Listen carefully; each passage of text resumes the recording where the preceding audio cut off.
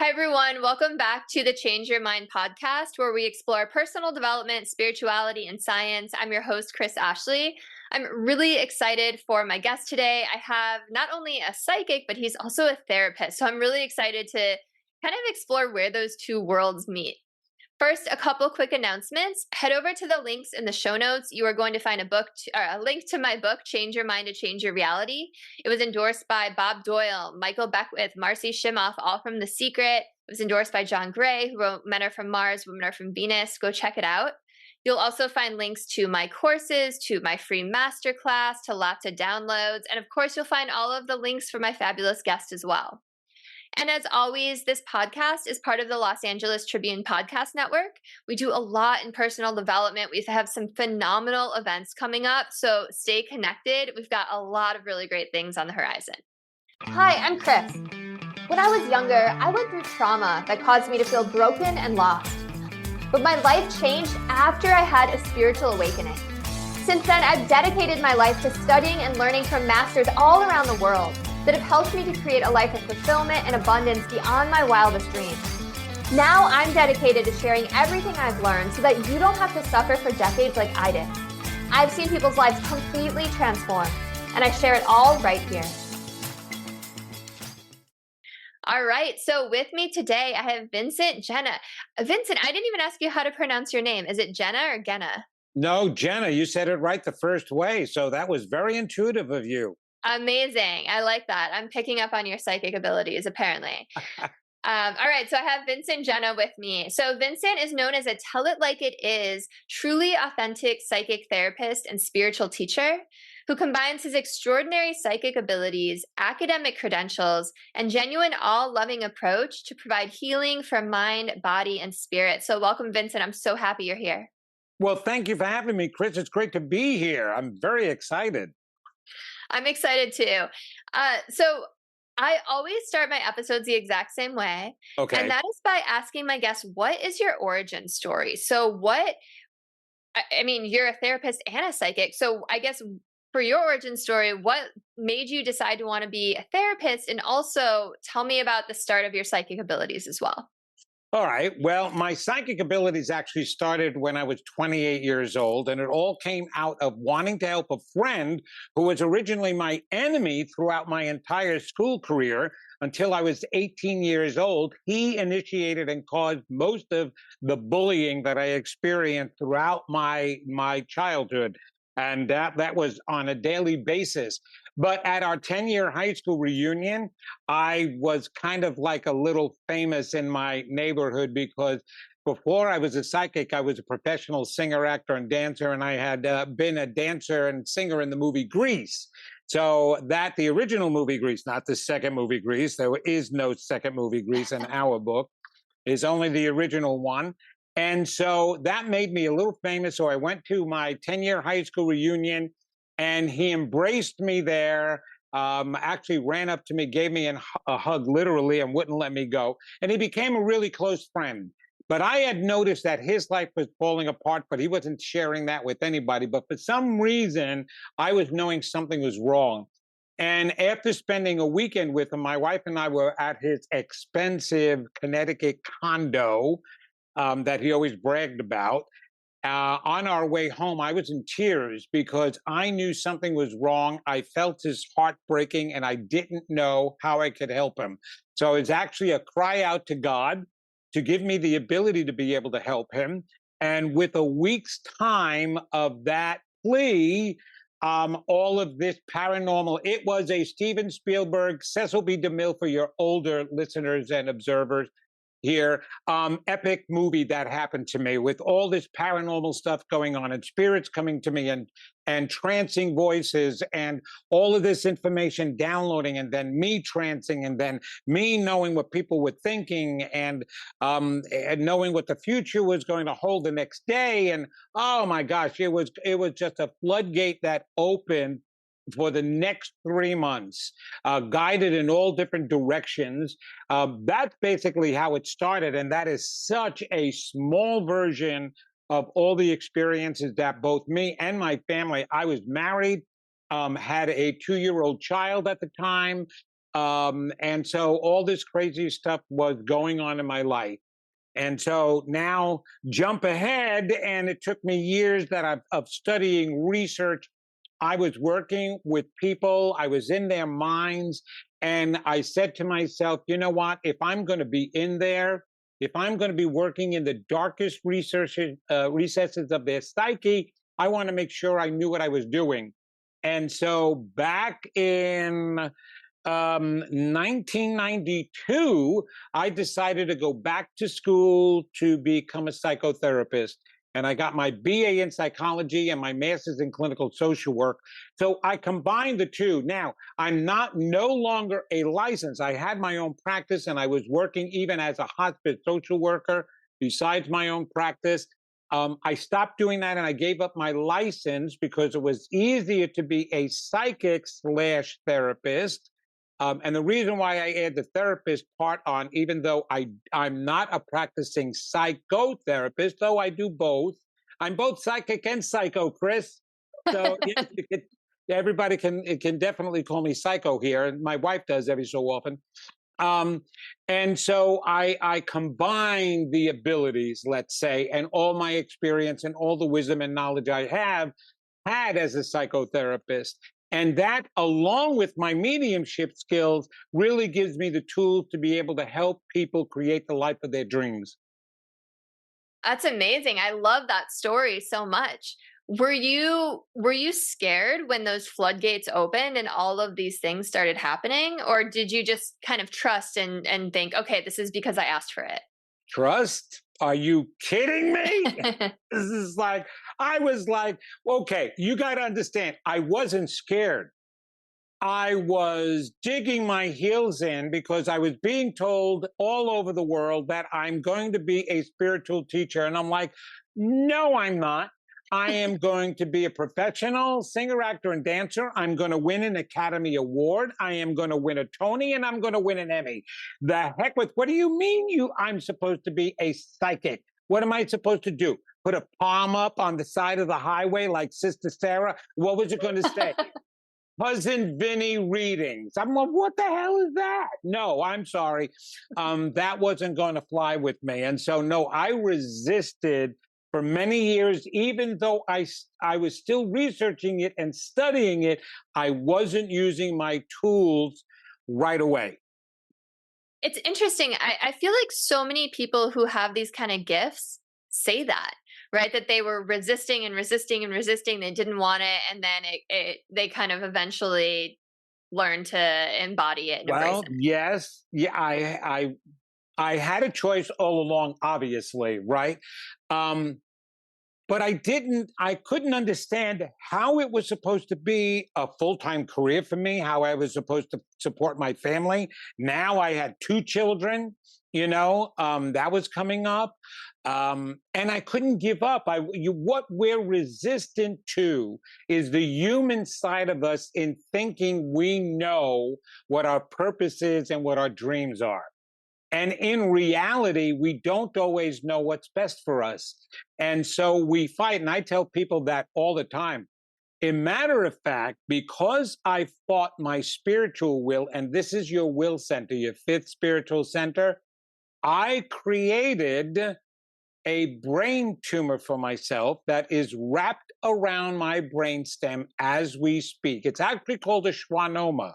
It's your nerve that goes down your spinal column is made of Schwann cells. That was the doctor who discovered the spinal nerve. Well, that formed into a tumor, and it's actually grown to the top of my spinal column. So if it puts any pressure, if it continues to grow, it'll put pressure on any of my higher functioning systems, and it could shut down anything. Well, luckily, it hasn't grown. It's actually shrunk. And that's because I stopped going against my soulful will. And in fact, it's not that I've given up anything. I actually gained something. But we as humans think we know what we want. And we don't know what we want. And that's actually what my book is based on, is not believing what you think you believe. And I was just understanding that maybe this was the choice. And matter of fact, I know now this was a stole contract for myself. And my whole beginning life as that professional actor has led me to be able to do most of the work that I'm doing today publicly. I mean, I'm on television, I'm on radio, I'm on wonderful podcasts, right? And I do live events, and I know how to handle the crowd. I move them, I'm motivating, inspiring. That's because of all the training I had earlier. So it was my misinterpretation of what I was supposed to use those gifts for. And now I'm even more fulfilled than I've ever been fulfilled before. Though I do still like getting up on stage, and I even still sing at my events. So I love everything you just shared. And isn't it amazing how everything that we go through just perfectly leads us to the place we're meant to be?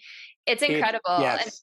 And I've had a similar story with a growth actually that I had that, we were just talking about Dolores Cannon before I hit record.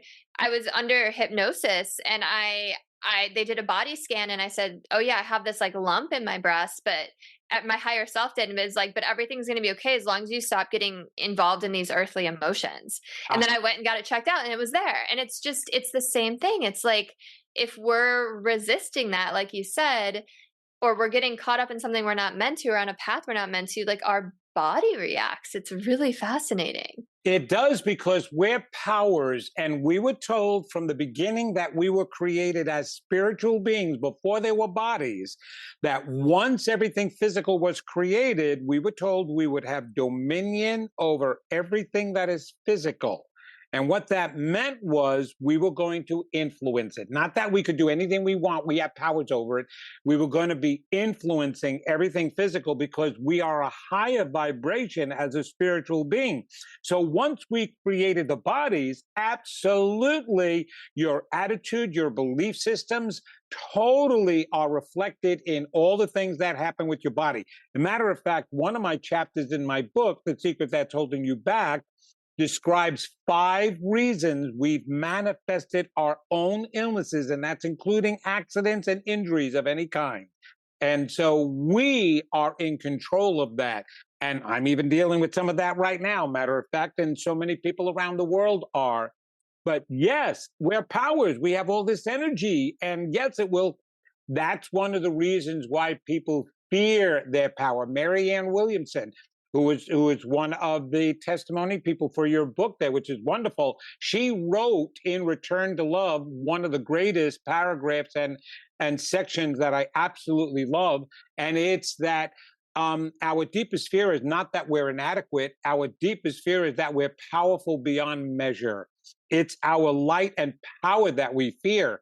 And actually, some of the greatest spiritual leaders on this planet feared the exact same thing. I will tell you right now that when Jesus was here, and this isn't a religious thing, this is a historical thing, when he was walking through the desert for 40 days and 40 nights before he started his mission, supposedly the devil tempted him 3 times. No, it wasn't the devil. It was his inner demons. He was dealing with his fears. He was about ready to start this great mission that he set up for himself, right? Like you're doing right now and like I'm doing right now. And meanwhile, the fear came along to him as it's like, is it going to change me? Are people really going to appreciate what I do? Is it going, they're going to have different attitudes towards me? Am I going to use it or misuse my power? That's our fear about ourselves and our power. And so when we block it, it's going to turn into something if we don't let it out. Thank goodness you let it out, and there goes the lump, and you don't have to worry about that anymore. And same with me.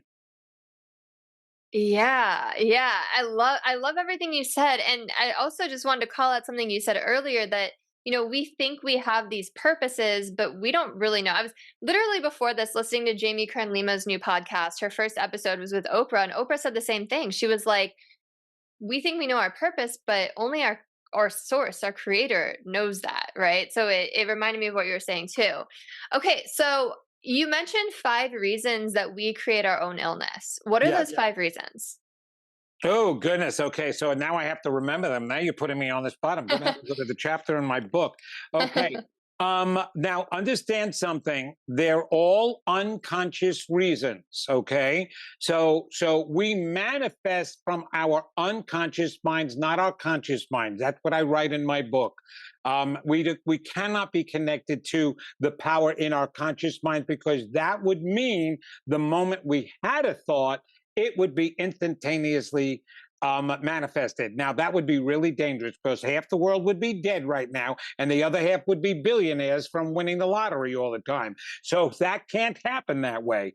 So where is it connected? In our unconscious minds. And what's in our unconscious minds are an accumulation of all those beliefs that we developed from when we were growing up, from our youth, from little us, are in there as well. So that's where we manifest from. So being emotional beings and having power and energy, one of the reasons we become ill is from suppressed negative feelings and emotions. We have a defense mechanism that will shield us from those negative beliefs and emotions in order to allow us to function. That's one of the things that my research as a psychotherapist helped me to understand and learn. So all of my studies have been around the self. So that is one reason, is you suppress that. If we're energies and you keep compressing negative energy, it's got to come out somewhere. It's like an atom bomb, and we implode, and we will implode with illnesses. We even implode with negative behaviors. A lot of what you're seeing on the planet today are implosions of people suppressing all their negative self feelings. But the brain has created a mechanism to defend us by creating a new set of beliefs. So instead of blaming ourselves, because if we walked around like that all day long, we'd never get anything accomplished. We see that in those who don't have strong defense mechanisms. They experience things like major depressive disorder and anxiety disorder because their inner voice is coming up and saying, you're no good, you're not lovable, you're not deserving. And they hear that all the time. But for the rest of people, the normal realm in that normal bell circle curve is they're all being defended by having these defense mechanisms that we don't hear those, but they're there. And since we're connected to a power in our unconscious minds, that negativity is going to come out somewhere. That's one reason. That's actually the major reason why most people become ill, is suppressing all of that stuff. It can come out in the form of cancers or any kind of chronic disease or ailment. Even car accidents, because you're creating a negative energy around you. It's like the person who believes that they're going to step in a hole if there is one, and it forms unconsciously. That happens. Remember, these are all unconscious reasons. Another reason is it's a great excuse. So, for example, you're unhappy at work. You are a caregiver for all these people and you're getting tired of it. Oh, all of a sudden you start experiencing ailments, things that will take you out of work. Do you know how many people are on Social Security disability even at a young age because they were dissatisfied with their jobs, never knew what their dreams were never fulfilled, but unconsciously they needed a way out, and their minds and their bodies created a way out. Okay. And so it acts as a great excuse for people. A third reason is, when was the time as a child we received the greatest attention, Chris? When was that? Absolutely, when we were sick. When we were sick. As a matter of fact, even abused children, the abused parents, the abusing parents, would stop abusing during the time that their children were sick. Well, think of unconsciously some people who are lonely, who don't feel that they get the right attention. I can tell you right now, my mother-in-law was divorced, and so she had 3 children.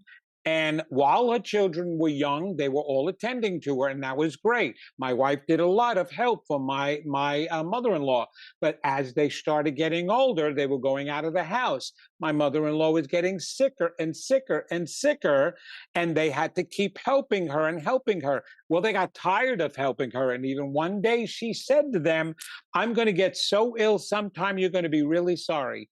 And she was right. She developed kidney cancer and died from it, unfortunately. And it was, she didn't intentionally do that, but unintentionally, that energy in there caused that. There's a fourth reason. We want out. We're unhappy here, but we're not capable of committing suicide. So we wind up committing what I call unconscious suicide. We allow ourselves to become ill, or sometimes we just want to leave. For example, my mother died, and I knew my father. She was 86 years old. My mother and father had been married 62 years. They always said they were going to go together, go together, go together, right? But my mother went first because she had Alzheimer's and dementia, and she just failed to thrive, right?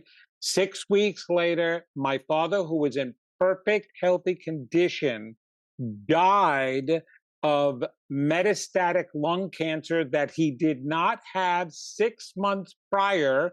And he had this tumor on an artery in his lung that spread cancer throughout his entire body, died within 6 weeks, took him out of here. Wow. It was a way for him to leave without consciously doing something. He wanted to go, but he didn't know how to do that. And unconsciously, he wound up creating it for himself. That's how powerful we are. A fifth reason why is because we don't feel deserving. We don't feel that we deserve to be here, that we deserve anything. And so it's a form of punishment. I'm not getting anything done. I'm not worthy. I'm not good enough. And again, not committing suicide. We wind up creating something that winds up taking us out of here. So we have such power, okay, that we are capable of doing these things for ourselves, just the same as doctors are showing now that we're capable of healing ourselves. That's what biofeedback is all about. Psychosomatic illnesses are completely emotionally related illnesses. High blood pressure, anxiety, all different physical issues with our bodies, intestinal issues, all relate, IBS, all related to the emotional state. So doctors know that how we think and feel emotionally absolutely affects our bodies. So now plug that into a power source, and it's going to even create more issues and more situations for ourselves. So those are the reasons why, or we want just out. That's actually part of the fifth reason, is just want out, because we don't think life here is great. And you've seen so many souls leaving recently, from young people all the way on up, is because look at the state of affairs on this planet. And the souls is like turning around and saying, I had enough. I want out of here. We know that we can continue. Maybe I'll come back. I don't know, but let's make it easy. And I'm just leaving. You know, that's another reason why we wind up becoming ill, or causing a reason for us to leave here. So people have to understand that, because they can control that too. Yeah, thank you so much for going through all that. Some of those I was definitely aware of, like the repressed emotions and the excuse. But some of that's really, really interesting. My mother was one of six and only got attention when she was sick. And then she went through all this trauma and didn't deal with it. And she's just constantly, she's like your mother-in-law. It's the same thing. And that's a fascinating story about your dad too. So before I ask, how we can heal ourselves and figure out what we're even repressing, you said something interesting in the beginning. You said that we always manifest from our subconscious. So, there's a lot of people out there who study this stuff and who have been able to manifest things into their lives. So, how are they doing that? Like, are they doing the work so much that it's seeping into their subconscious? And B, how Oh, do good. we change our subconscious so that we can manifest these things? Excellent question. And let me just correct one thing. It's not the subconscious mind, it's the unconscious mind. We have Thank you. three layers, okay? The unconscious mind has a thinking process as well, okay? The subconscious mind is an automatic part of the mind, okay? Okay. So here's the answer to your question in all form. First of all, there is a fallacy on how we manifest, and it's being taught. All right, everybody is teaching that thoughts create. Right? You hear that everywhere. What you think is what you're going to manifest. Completely untrue. Because now you've got adults sitting there going, "Okay, I think I'm worthy. All right, I think I'm deserving. I think I should have a really good relationship. I think I should get a promotion at work." It's not about what you think, it's about what you believe. Mm. Because beliefs are in your unconscious mind, your true core beliefs. Now, don't get me wrong. Thoughts influence your beliefs. That's why you have to have good thoughts constantly. But the reason why some people are creating and others are not creating, because the ones that are creating, like you said, are truly believing in what they want and believing they deserve it and have said it enough to get it into a belief system. Okay, this is unfortunately what the New Thought, New Age movement has done. Right? We have all these wonderful affirmation decks, all these incredible books out there. Okay. So I write in my book, and I want your listeners and viewers to think of this right now. Take a whiteboard, one of those plain whiteboards, and you got a black magic marker. I want you to imagine writing every negative thought and feeling you've ever had on that board, right? It's filled. It's got to be filled with all these negative self feelings. Now you've been introduced to the New Age, New Thought movement, and you've been given all these affirmation cards, which let's say they're pretty pictures. They're pretty pictures or the affirmation card itself, and you're pasting it all over. They say, just pay attention to those affirmations. Say them every day, right? So now you're pasting them on the whiteboard. Oh, I want to say this. I want to say that. I want to say this. I want to say that. Now you got a whiteboard filled with all those beautiful affirmations and pretty pictures. Have you changed any of your beliefs? No, you pasted them right over those words. Exactly. Yeah, it's a So great what metaphor. is necessary is bringing to the surface. You can't forget your past. You have to work with your past. You have to work with the beliefs that your past has created, and you bring them to the surface. That's what the work in my book does. And this is part of the healing and making the manifestation work, is you bring those beliefs to the surface. And once you see them, and I give exercises in there on how to do that, once you know what they are, then you can change them. Then you can work on them, and you can reprogram the subconscious mind then, because that's what programs. You've got the largest part of your mind is your unconscious mind. The smallest part of your mind, your entire mind, only accounts for 2 to 5% in conscious awareness. 2 to 5% of your entire mind. That means 95 to 98% of your mind is in unconscious awareness. And when people walk around saying, "Oh, I know what I'm thinking. I know what I am. I know who I..." No, you don't. You have no idea what's going on in the majority of your mind. And you're wondering why you're not manifesting. You think you're thinking the right thing, but that's in the surface part of your mind. Deep down, you're saying, "I'm not good enough to get that job. I'm not lovable. I'm not going to get the right partner. I don't deserve to make more money." That's what is really going on in your unconscious mind, and therefore that's what's being manifested. And so that's how that all works, and why manifestation does work. You have to truly, truly believe that what you want, and that you deserve it, and that you can have it. Thank you for all that. That was such a beautiful description. And, we're like sabotaging ourselves 95% of the day, right? Or 98% of the Oh day, my whatever it God, is. Ellie. So, Yes, we are. okay. So, how do we figure out what's in our unconscious mind that's influencing everything? Because, Okay. I'm sure you know people like this too. I know people who post all the positive quotes on social media, but then everything goes wrong in their life. And it's like Yes. literally, and they're complaining about everything. Let me And tell you something. That's with half of the practitioners in the spiritual realm out there. You know the old adage, Dr. Heal Thyself? That was a long time ago that was said, and it was mostly about the medical field. Well, now you can apply the exact same thing in the metaphysical field.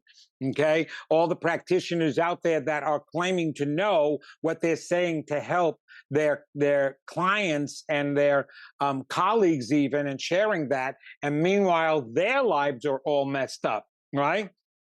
So here is the thing. It's like I said, there are practices to be able to bring to the surface what you're really believing about yourself. But the first thing you have to do, and the hardest thing any human has to do, when I do private readings, which I do all week long, right? The first thing I have to do is burst everybody's bubble. I have to burst their bubble because they're sitting there going, I had a wonderful childhood. Oh, I knew mommy and daddy loved me. Oh no, I know I'm deserving. I know I deserve a right partner. You want to talk about relationships at all and why relationships are all messed up. Oh, it's just that you can't find the right one where I live. Oh, and everybody is messed up, and all guys suck and all women are, what. And so there's all these excuses. And I have to sit there and I have to tell them, that is not what you believe. That's the psychic part of me. I get to go in. You can't lie to me. You can lie to yourself faster than you can lie to me because I'm the psychic that gets beyond your lies. You don't. You stop at what I call the adult-made mind, the defense mechanism. You don't go further to see what you're really believing because that's part of what's protecting you so that keeps you to function. And what we call in the psychotherapy world, that's coping skills, right? But it's hiding what you're really believing. Okay, so you think that you had a great family life. Where was daddy? How was daddy? How come you've been married 3 times? I thought your daddy gave you a lot of love and you knew what it was. Well, dad wasn't home all the time because he had to work.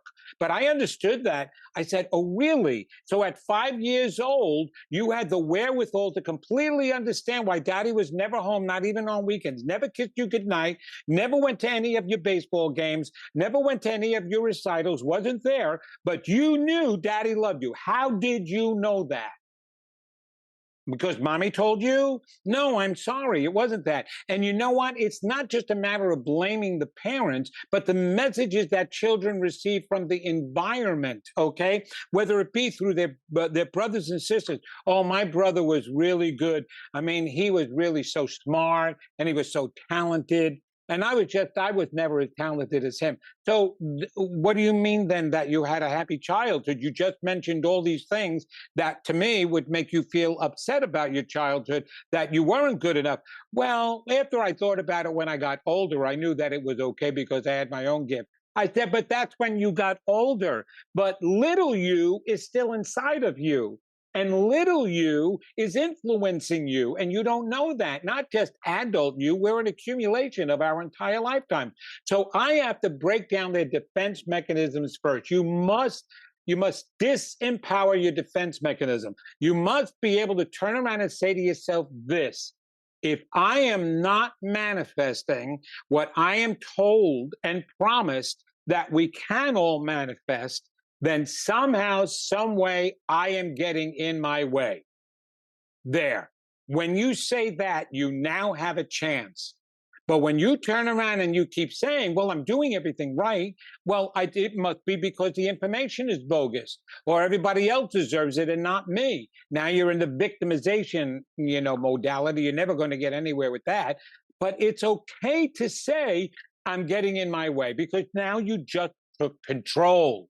You didn't give up control. You just took control. And Chris, the hardest thing for people to say, and I understand it, is that I'm the cause of my unhappiness. I understand that. That's why the brain has created a defense system to keep you from feeling that, because that feels lousy when you first taste that and acknowledge it. But here's the option. You keep trying to manifest a good life and you're still not accomplishing what you want. And that makes you feel even worse because now you feel out of control, or you start taking control and you feel bad that you might have gotten in your way, but at least you know now you can get out of your way and create what you want. Which of the pains do you want to deal with?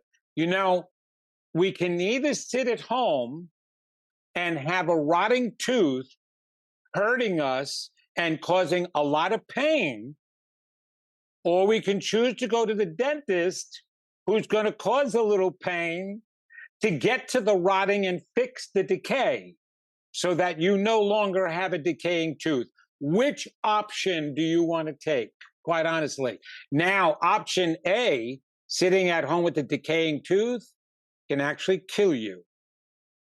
And actually, not thinking that you're useless and that you cannot achieve anything that you want can actually kill you. As I said, one of the 5 reasons why we can become ill. And I've seen so much of that happen with people because they never felt their worth, they never felt in control, and they unconsciously gave up. So yes, does my system cause a little pain? Yes, it does. But it causes you to be able to gain control over your life first. Now, once you admit that you've gotten in your own way, then your desire is, I want to hear what my real beliefs are. And I actually do an exercise in there that you can bypass your left brain thinking and actually have a conversation with little you again. It's called the personification meditation, where you can communicate, and it's kind of like automatic writing, where you allow little you to say what he or she is really feeling. And then you go, I'm telling you, you know, all my clients who have my book, the people, this has happened all over the world. And I get emails all the time that when they do this exercise, they wind up going, oh my God, I never knew I believed that. Because they're hearing it as the first time as an adult. You know, we have memories, but quite honestly, when you look back as an adult on your memories, you're remembering them as the adult, not the person or the child who's gone through the experience. And there's a filtration system that actually can change those memories and again, shield you from the right ones. So we have to bypass the left brain defense mechanism and the thinking to get what you're really thinking. And now you have something to work with to change. And I am constantly talking. I was abused, like I said. Okay. So little Vinny was scarred. And even till today, little Vinny wants to pop his head out and tell me I'm not good enough. That the only reason why people listen to me or have me on their show is because they're so nice and they're just being nice to me. That's what little Vinny wants to say. And I have to be able to constantly let him know, no, that's not true, little Vinny.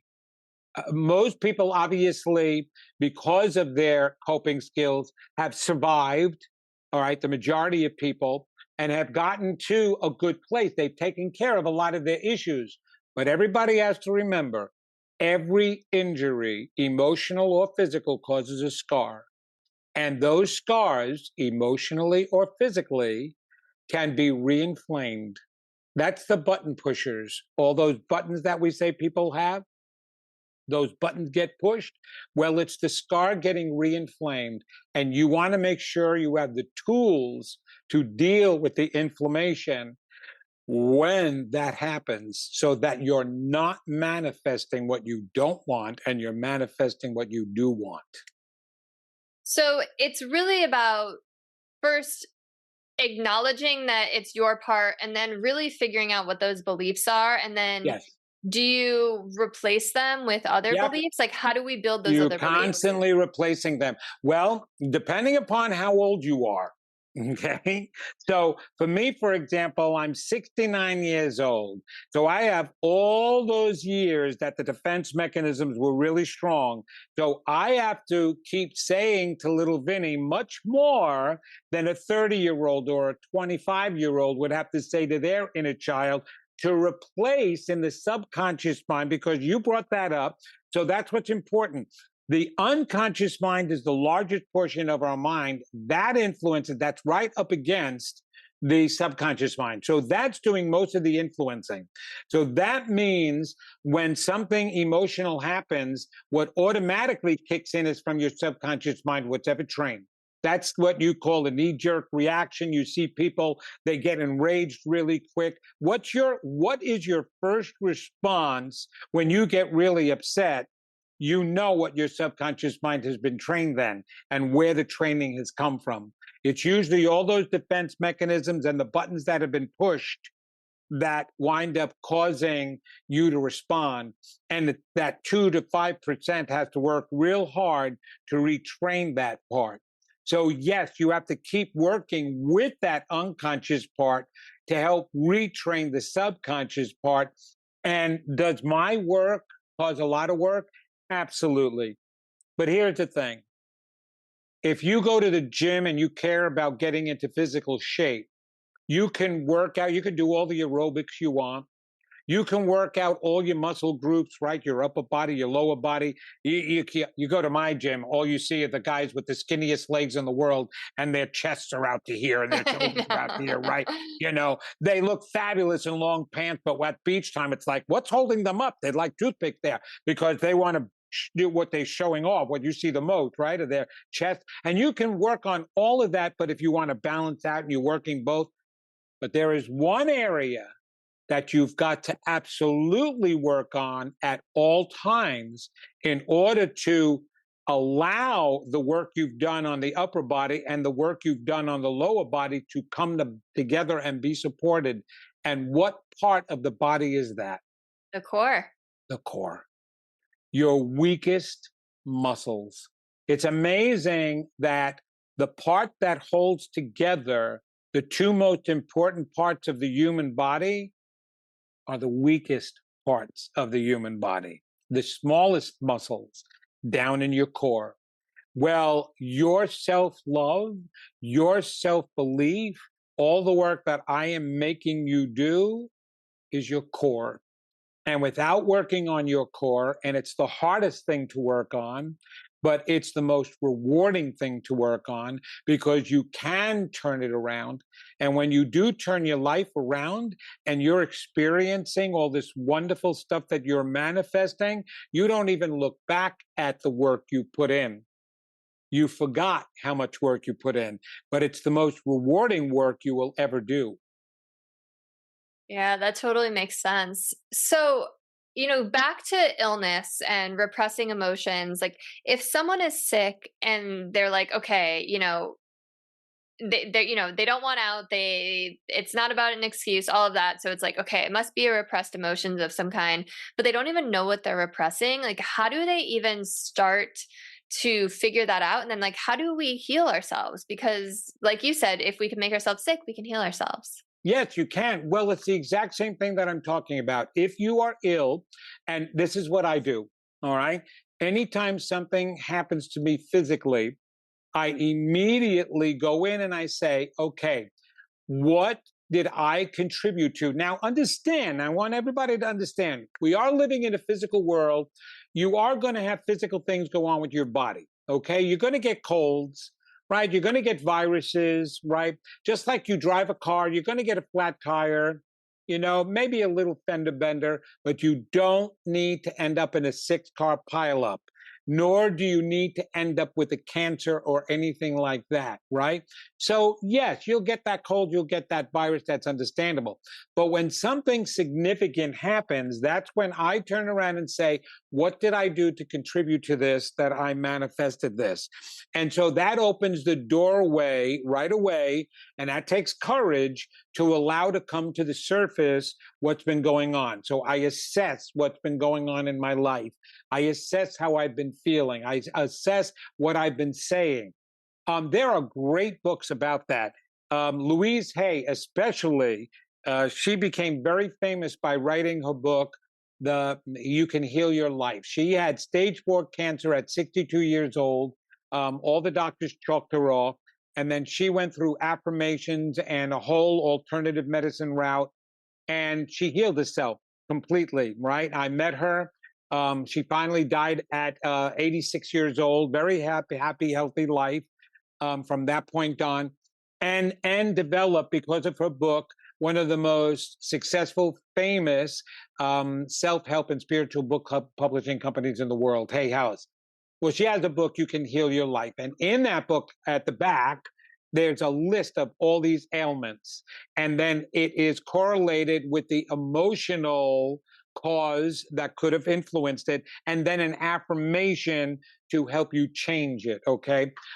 Edgar Cayce is another one that has material on every single illness that you can possibly come up with and how to resolve it and the emotional cause of it. So you want to be able to link, for example, very simple, okay? Anything to do with your lungs, your heart, your chest at all. This is your fourth spiritual center. Also, the blood that passes through your heart. It's your love chakra. It's your love center. It's actually the thymus, which is located right near the heart. So if you have any issues of self-love or anger or resentment of others because of your lack of self-love, you can very easily develop issues in your lungs, in your heart, diabetes, heart attacks, breast cancer, lung cancer is all related to issues of self-love and lack of self-love. So you can immediately take any ailment and actually figure out what it is that has been causing it, okay? And so that will help you figure out what you need to do to help heal it. And then, of course, you have to have the faith and the belief that you can heal yourself. That's primary in all of this, right? So Yeah. So I love that book, by the way. I use it like my little medical journal. And then the other person exactly. who wrote one like that is Dolores Cannon's daughter, Julia Cannon, has the same kind of book like that. Okay, so I have to ask, how much of this is, what we've been talking about, like you make yourself sick versus soul contracts? Because I believe that we have contracts. You even said soul contracts at some point in this conversation, where we choose big life events that we're going to go through because they're going to give us the opportunity to learn and grow and level up if we choose that path. So how much of this is, kind of preordained versus our doing? Okay, that is an excellent question. There could be a significant amount that you have preordained for yourself. I will say this, which is really easy to say. All children who become ill or are born with disabilities, they've completely chosen that, okay? For two reasons. One, to heal some karma from the past lives. And the second is usually to help their parents get on a spiritual journey. Some way or another, they're wanting to help their parents, right? When any child is sick, a usual course, this is not a definite, okay, before everybody starts writing me, but the usual course is the parents will turn to God to find out why or to gain strength. The other side is that parents will divorce because it hurts them so much. They no longer are a support to each other. They're actually not supporting each other, and each person is now dealing with their own guilt by themselves, which then turns towards resentment towards each other, and it breaks apart the marriage because it's too painful to deal with the fact that you have an ill child. So either can happen, even though the latter happens more than the former. They do go onto a spiritual journey together. All right, that's children. I know for a fact I set up a lot of my abuse. I set it up with my own parent because they abused me too, to become the spiritual teacher that I want. Now, there's a good chance that in the process of that, I got caught up even in more earthly stuff than I needed to. Now, either way, I will say this.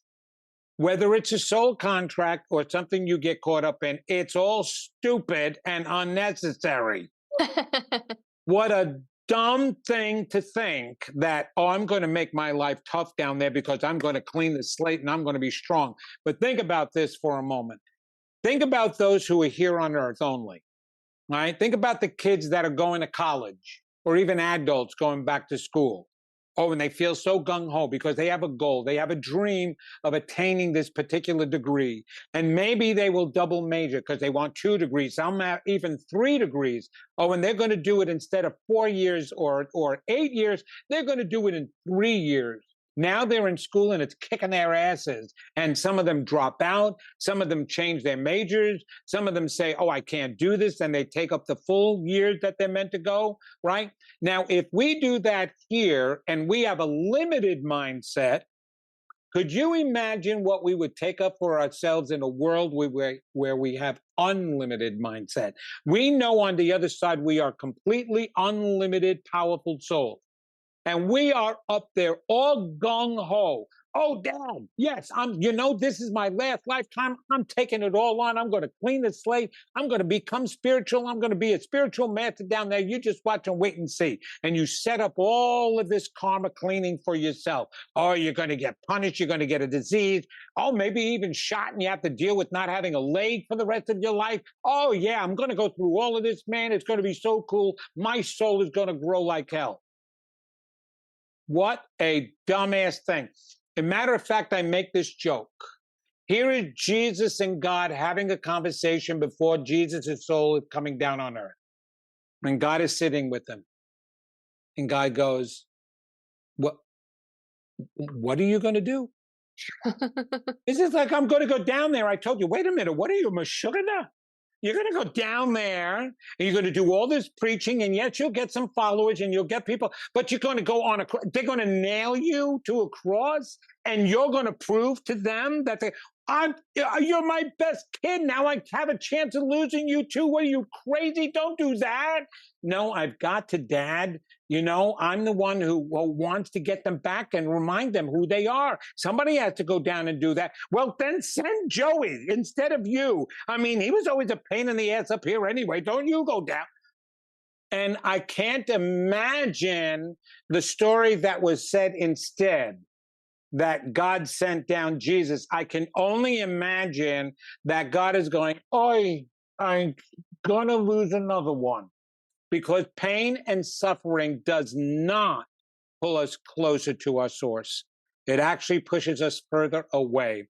And I believe that our human concept of retribution instead of restitution has pushed us further away from source and each other. Retribution is the concept of an eye for an eye, a tooth for a tooth. So once you have that belief, then you'll have it for yourself, that the only way that you can clear up a debt is by going through one yourself, rather than restitution that teaches us, that was a wrong choice I made, and I'm not going to make that again. That's restitution. That's mercy. That's what mercy is all about. You do not have to be punished or go through punishment in order to make up for something that you may have a lower choice. All you have to know is that it was a lower choice and what the results were, and you're not going to do it again. That's it. But we put ourselves through so much, Chris. Yes. Can a lot of these diseases that people are going through down here be from soul contract? But here's the other part that people have to hear. Every life is still about free will. You can stop the soul contract at any given time. You don't need to suffer to grow. That was a Buddhist concept that was created because they were hurting so much. They were trying to find a way to compensate for that hurt. So they created the belief that suffering creates growth. No, that is not a guarantee. And you know what? Yes, does the human spirit, can we make lemonade out of the lemons that you throw me? Yes, we can. But we can also be sick and tired of lemonade, and then we don't make anything. Okay, so that's what's happening on the planet today. We have to stop the suffering and the belief that we need pain to grow. I really appreciate all of that. So I'm also a student of A Course in Miracles. Are you familiar? Oh, very familiar with it. And what you said exactly is what Jesus says, right? He's like, everyone was so focused on the crucifixion, they didn't even pay attention to the resurrection. Right. I did that to show people that you don't have to go through this sacrifice and this suffering, right? To show that it's unnecessary, like exactly like you just said. So Well, that's actually what Jesus's message was. He says, listen to me. I want to show you what can be done on this planet through my example. That's what he meant by I am the way and the truth and the life. He was like, I am the example of who you are. Okay. Now look at me. I'm going to allow them to kill me. I'm going to allow them to punish me. I'm going to allow them to hurt me. And yes, I might get weak. That's where he said, why have Father, why have you forsaken me? But the first thing he said was, forgive them, for they know not what they do. He was trying to show us that even with torment and pain, we can still be attached to the God force, and that as long as we know that, we don't need to go through the suffering and pain then to prove that. Yep. He did. And so he didn't. And the interesting thing is the religions took that, Catholicism in particular, took that and used that. He sacrificed his life. He sacrificed something. You sacrifice something when you get married, right? No, you don't. And no, he didn't. When you give something willingly, it is not a sacrifice. It's an offering. He offered himself as an example. He did not sacrifice himself, and God certainly didn't sacrifice him at all. I have a total concept about that, but of course that has to be said and used in order to put fear in us, in order to get us to act a certain way, which is what keeps us from creating the lives we want to start with. But I have something funny to tell you about A Course in Miracles. So Catholicism, right, in my book, is all about excuses as to why we haven't grown and evolved, right? That we come up with. Humans need excuses. One of the first excuses were that we're sinners. And that's the reason why you're not going to go to heaven unless you get rid of the sins and you repent. You're sinners, right? So we didn't like that concept. We got rid of that concept. But here's what's funny. Marianne Williamson was very well known for teaching the Course in Miracles, and she wrote a book on it. He dedicated an entire chapter to the fact that, yes, we all have the capacity to be like Jesus. Yes, we're meant to walk and talk like Jesus, but chances are we won't, because why? Because now our egos get in the way. So she helped, and others, create another excuse as to why we're not perfect, why we're not capable of achieving that highest consciousness, is because of ego. And I have a whole lecture and a book that I'm writing about God and your ego are one. The ego is definitely getting a bad rap. It has nothing to do with the ego that gets in the way. It has to do with our defense mechanisms, which is in our unconscious mind. The ego is in our conscious mind. Ego just identifies who you are, and it gives you the ability to appreciate who you are. It does not control a thing. Your unconscious mind is controlling all of that. But yet we have to come up with an excuse why we're imperfect. So how do we get to act better if we're constantly being given reasons why we shouldn't be? Yeah, I like that paradox. I can't believe an hour's flown by. Wow. I feel like I have so much more I want to ask you and so much more we could talk about. And, you're always welcome to come back on the show. And I just appreciated all of the wisdom you shared with myself and listeners today.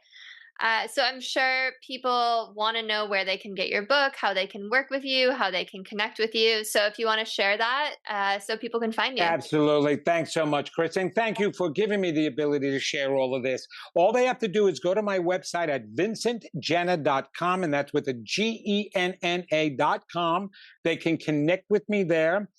I have a link there, or they can go to Amazon.com. I have both an audiobook version on Audible and my paperback book, as well as an ebook at Amazon.com, The Secret That's Holding You Back. I also have a podcast, The Genna Effect, and coming up, and what people have to look for, I'm part of a new television network called Ethereal TV that is going to be a streaming network that you can get on Roku as well as Amazon Fire Stick. And it's going to be available on all Samsung television sets and on Apple TV. And it's a half-hour show called Living Your Soul's Purpose and Loving Your Life. And that's what it's all about, is living your soul's purpose. And so you can connect there. You can book me for an appointment there. You can write me there. Listen to I've got a media tab that you can see all the different television shows and listen to the radio shows I've been on as well. So there's all that at vincentgenna.com. And thank you for letting me share that. Absolutely. Thank you so much again. It was such a pleasure to talk to you. If you're listening and this resonated, please send it to someone you think could use it. Like, comment, share, subscribe, and I will see you all next time. Have a beautiful rest of your day.